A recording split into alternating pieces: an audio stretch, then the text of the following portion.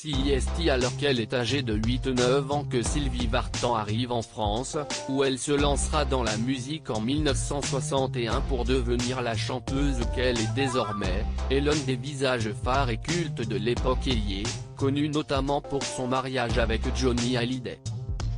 Toutefois, malgré les succès et la renommée, l'artiste garde une blessure enfouie, celle de l'exil.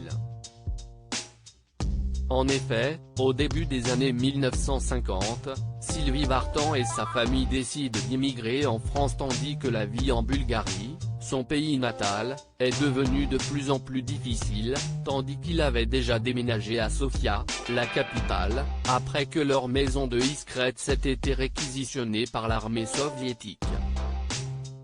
C'était très curieux, parce qu'en fait c'était le bonheur tant attendu et espéré de nos parents dans l'envie de trouver cette France qui était rêvée, et dont on parlait tellement souvent à la maison, et aussi le moment de la perte d'une certaine innocence quand on a dû laisser les parents, les grands-parents, et donc la réalisation du départ et de ce que ça comportait, explique ainsi la chanteuse, invitée de Passage des Arts sur France 5 lundi 31 mai.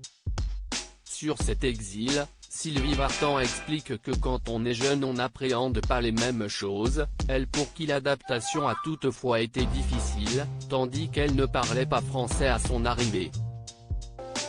Sylvie Vartan garde la langue bulgare dans son ADN. Scolarisée au lycée Hélène Boucher, Sylvie Vartan suivra une scolarité studieuse, avec toujours l'envie de réussir à s'intégrer, avant d'arrêter ses études pour se consacrer à sa carrière de chanteuse.